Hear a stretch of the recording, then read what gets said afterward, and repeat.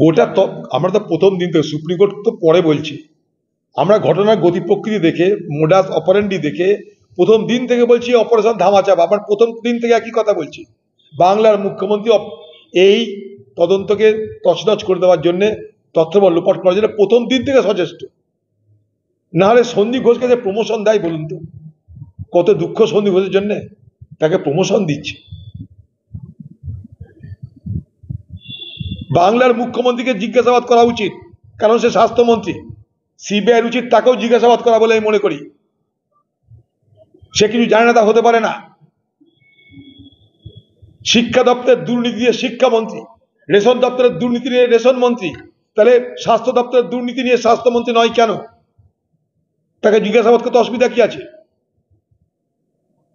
সেই তো প্রথম দিন থেকে বলেছে আত্মহত্যা, হ্যান ত্যান, সেই তো প্রথম দিন থেকে বলেছি।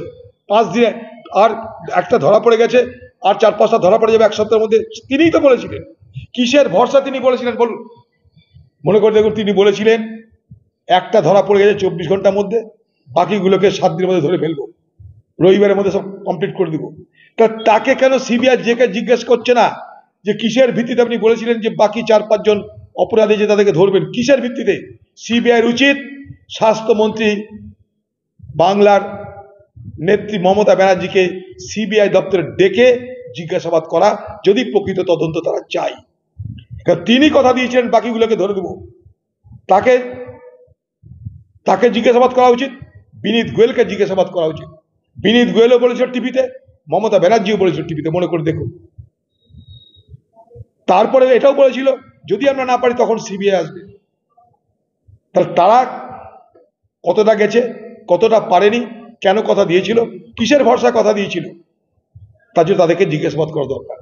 জিজ্ঞাসাবাদের জন্য একটা ফিট কেস এটা আমি মনে করি।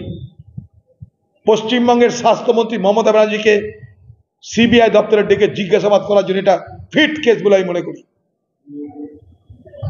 মন্ডল অটো সার্ভিস এই প্রথম Dubtala electric bike showroom. No petrol, no registration, no pollution, no driving license. এক চার্জে চলবে 175 কিলোমিটার পর্যন্ত।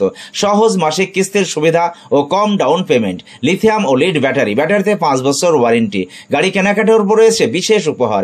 লাকি ড্রয়ের মাধ্যমে 2000 থেকে 4000 টাকা পর্যন্ত ছাড় পেতে পারেন। মোটর বাইকের দাম 45,000 টাকা থেকে শুরু। এছাড়াও এখানে পাবেন হেলমেট, টায়ার, মোবিল, সমস্ত কোম্পানি পেয়ার পার্টস পাইকারি দেওয়া হয়। সমস্ত মোটর বাইক সার্ভিসিং করা হয়। প্রপার মিন্টু মন্ডল, ডুবতলা বাজার, নওদা, মুর্শিদাবাদ। মোবাইল 8348816158। সাবস্ক্রাইব করুন এবি24 নিউজ চ্যানেলটিকে, অবশ্যই বেল আইকনটিকে প্রেস করুন। সবার আগে তাজা খবরের আপডেট পেতে লাইক করুন, শেয়ার করুন এবং দেখতে থাকুন এবি24।